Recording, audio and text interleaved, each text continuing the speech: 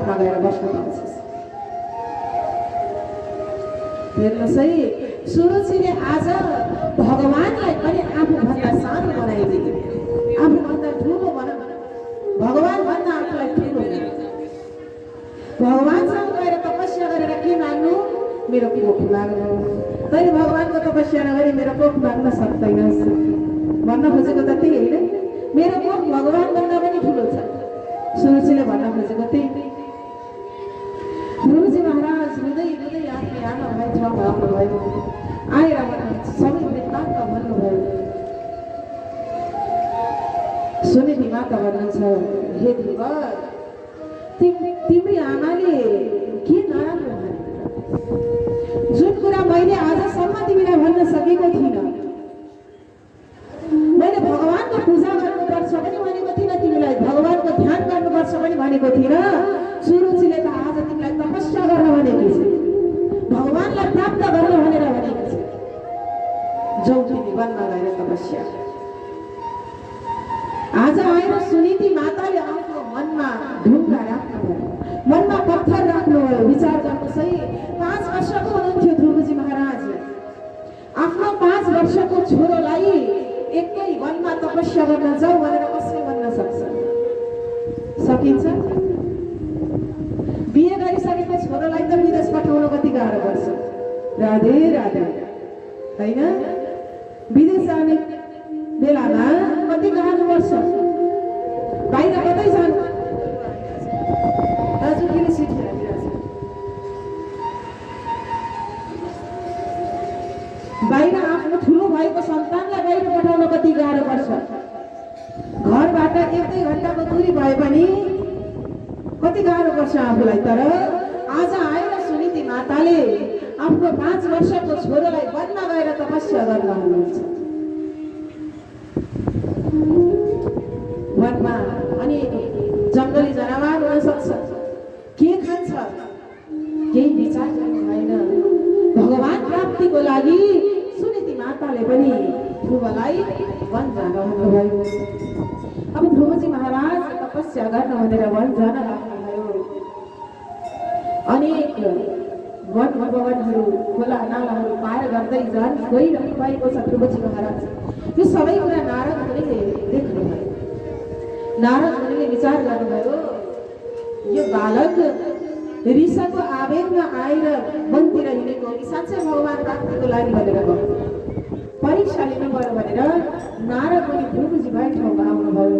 आएर भन्नुहुन्छ, बाबु तिमी कता हिँडेको? गुरुवर म त भगवानको तपस्या गर्न हिँडेको। तपस्या किन गर्ने? बाबाको काखमा बस्नको लागि।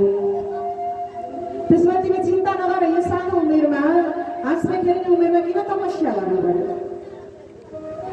तिमी घर फर्किएर जाऊ, तिमीले बाबाको काख मात्र होइन त्यो सबै राज्य तिमीले पाउनेछौ। ध्रुवजी महाराज भन्नुहुन्छ, गुरुवर मैले त अहिले तपस्या गर्ने सोच मात्र बनाएको छु, मैले तपस्या सुरु पनि गरेको छुइनँ। सोच मात्र बनाउँदाखेरि मैले राज्य पाउँछु भनेदेखि, मैले तपस्या नै गरेँ भनेदेखि मैले के पाउने रहेछु? म त तपस्या गर्न जान्छु।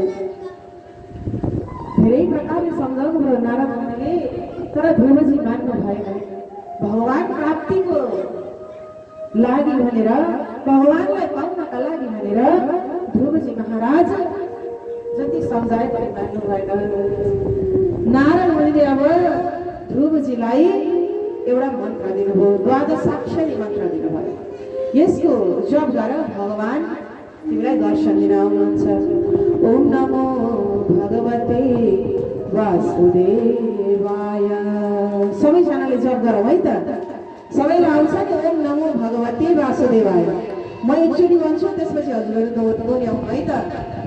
ओम नमो भगवते वासुदेवाय। ओम नमो भगवते वासुदेवाय। ओम नमो भगवते वासुदेवाय। ओम नमो भगवते वासुदेवाय। वासुदेवाय हरि वासुदेवाय। वासुदेवाय हरि वासुदेवाय। वासुदेवाय हरि वासुदेवाय।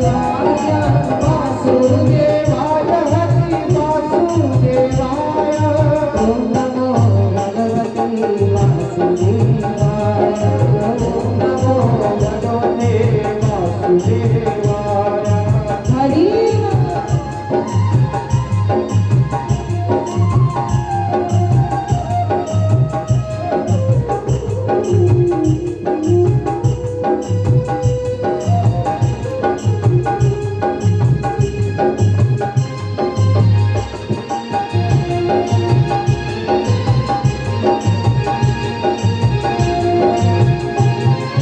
नारदनी ध्रुवलाई यही मंत्र दिए नारदने ध्रुवलाई यही मंत्र दिए नारदनी ध्रुवलाई यही मंत्र दिए नारदने ध्रुवलाई यही मंत्र दिए ओम नमो भगवते वासुदेवाय ओम नमो भगवते वासुदेवाय ओम नमो भगवते वासुदेवाय ओम नमो भगवते वासुदेवाय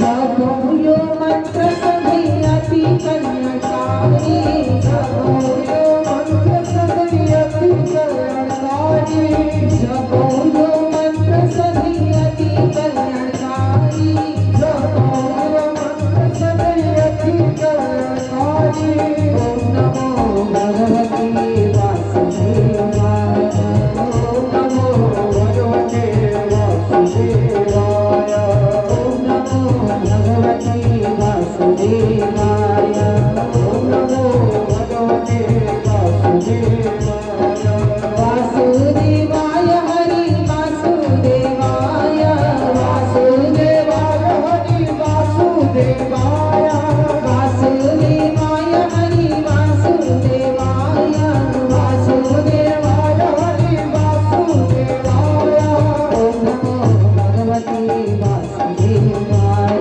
ओम नमो भगवते वासुदेवाय ओम नमो भगवते वासुदेवाय ओम नमो भगवते वासुदेवाय